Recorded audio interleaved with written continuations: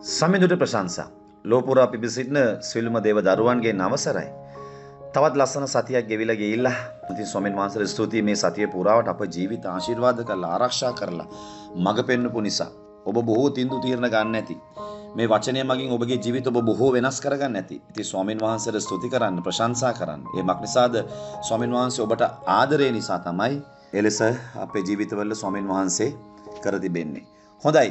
ඉතින් හෙට උදෑසන 9 වෙනකොට දේවස්ථානට එන්න කිතුවරණ පවුල සිළු දෙනා ස්වාමීන් වහන්සේ ඔබ ආශිර්වාද කරන්න යනවා. ඔබට කතා කරන්න යනවා. ඒ වගේම අනිත් සියලු දරුවොත් ඔබගේ තම තමාගේ දේවදාසයාරා ඔබට දෙවියන් වහන්සේ කතා කරන්න ඉන්න පණිවිඩය අසන්න සතුටු සිතින් ආශිර්වාදයෙන් යුතුව පැමිණෙන ස්වාමීන් වහන්සේ බොහෝ දේ කරાવી.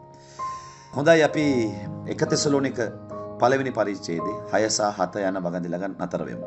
නුඹලාද බොහෝ පීඩාවෙන් යුක්තව ශුද්ධාත්මයන් වහන්සේගේ ප්‍රීතියෙන් වචනේ පිළිගැනීමෙන්ද අපද ස්වාමීන් වහන්සේ දන්නෝ යන්නෝව.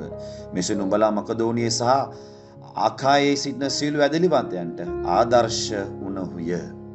සුදු පාවුලතුමා කියනවා තෙසලෝනික සභාවට නුඹලා ආදර්ශ වුණා කියලා. ආදර්ශ වුණුය කියලා. ඉතින් ඔබව මාව උන්වහන්සේ කැඳෙව්වේ අපි කවුරුත් හොඳ නිසා නම් නෙවෙයි. අපි පෞකාරයෝ සිටියදීම තමයි උන්වහන්සේ අපිව කැදෙව්වේ. අපිව සෝදලා, අපිව අලුත් කර, අපිව පවිත්‍ර කර උන්වහන්සේ කුරුස පූජාවේ පරිත්‍යාගය නිසා උන්වහන්සේගේ ස්වරූපයට දැන් ඔබව මාව රැගෙන ඇවිත් තිබෙනවා. ඉතින් අපිට කියා මාර්ගයක් උන්වහන්සේ තබලා උන්වහන්සේ මාර්ග ඉදිරියෙන් ගොස් අපිට උන්වහන්සේ පෙන්නලා ඉවරයි උන්වහන්සේ ආදර්ශයක් විදියට. ඉතින් ඉන්පසු අපේ ජීවිත කෙසේද තිබිය යුත්තේ කියා උන්වහන්සේ බලාපොරොත්තු වෙන්නේ කොහොමද දන්නවද? ආදර්ශ ලෙස. එහෙම නැත්නම් තව විදිහකින් කියනවා නම් උන්වහන්සේගේ ලිපි ලෙස අපිව බලන අය උන්වහන්සේව දකින්න ඕනේ. ඉතින් තෙසලෝනික සභාවේ අය ආදර්ශ වුණා. කොහොමද ඒගොල්ලෝ ආදර්ශ වුණේ කියලත් මේතන සුදෝ පාවුලතුමා කියන බයන 6 වෙනි පදය නුඹලාද බොහෝ පීඩාවෙන් යුක්තව ශුද්ධාත්මයන් වහන්සේගේ ප්‍රීතියෙන් වචනය පිළිගැනීමෙන් අප ස්වාමීන් වහන්සේ අනුව යනවා. ඒ කියන්නේ තෙසලෝනික අය කොයි වගේලුද ආදර්ශ වුණා කියලා කියන්නේ. ඔවුන්ගේ ජීවිතවල පීඩාව, ප්‍රශ්න, කරදර මොන දේ ආවත් ඒගොල්ලෝ වචනය ප්‍රීතියෙන් පිළිගත්තලු.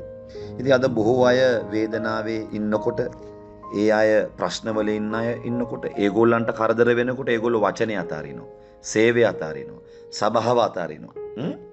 ඉතින් කල්පනා කරලා බලන්න ඔබ කොයි වගේ කෙනෙක්ද කියලා. නමුත් තෙසලෝනික සභාවේ අය ඔවුන්ගේ ප්‍රශ්න, අරගල, පීඩා, කරදර මොන දේ ආවත් ඔවුන් වචනය සතුටින් පිළිගත්තලු. අද බොහෝ අයට තමුන්ගේ ප්‍රශ්නේදී, තමුන්ගේ අරගලේදී, තමුන්ගේ වැටීමේදී ඔවුන් වචනය පිළිගන්න කැමති නැහැ. ඔවුන් වචනයට විරුද්ධව වැඩ කරන්නට යනවා. ඒකෙන් වෙන්නේ මොකක්ද?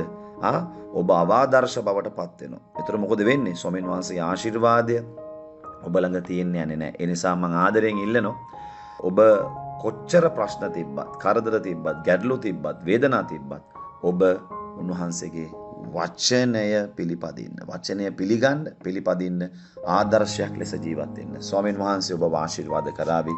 හොඳ අපි නැගිටමු යාච්ඡා කරමු. ස්වල බලධාරී ජීවමාන බලවන්ත දෙවි සමෙදී ස්තුතිවන්ත වෙනවා මේ සතිය පුරාට ඔබ වහන්සේ අපිට බොහෝ වචන වලින් ඔබ වහන්සේ අපිව පුරවමින්, ආරක්ෂා කරමින්, ආශිර්වාද කරමින් සපයගෙන ආපු නිසා ස්වාමීන් ස්තුති මේ සතිය පුරාට ඔබගේ ලැබුණු කරුණා නිදානය නිසා ස්වාමීන් අප තාතා දවසේ ඔබගේ වචනේ සය ස්තුති කරනවා. එසේ ස්වාමීන් මොන ප්‍රශ්න, මොන කරදර, මොන අරගල මැදින් අපි ගියත් අපි ඔබගේ වචනය ස්වාමීන් සතුටින් පිළිගන්න සෙනගක් ස්වාමීන්. ඒ නිසා ඔබගේ හස්තය, ඔබගේ ආදරය අප තුල තබා තිබෙන ස්තුතියි. අපි ආදර්ශ වෙමින් ස්වාමීන් අපි ඔබ වහන්සේගේ ලිපි ලෙස ජීවත් වෙන්න යනවා. එසේ කරනවා සියලු දෙනාගේ ජීවිත ඔබ වහන්සේ ආශිර්වාද කරන්න.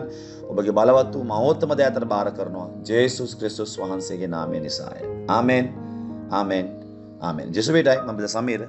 හැමෝම කිතුවරණේ පෞරේ සියලු දෙනා එද උදෑසන 9ට කිතුවරණ දේවස්ථානය තුලින් ඒ වගේ අනිත් සියලු දෙනා තම තමාගේ දේවස්ථාන වලට සතුටු සිටින් යන්න ස්වාමීන් වහන්සේ ඔබ වාසෝද කරાવી. ජෙසුවේටයි මම සමීර.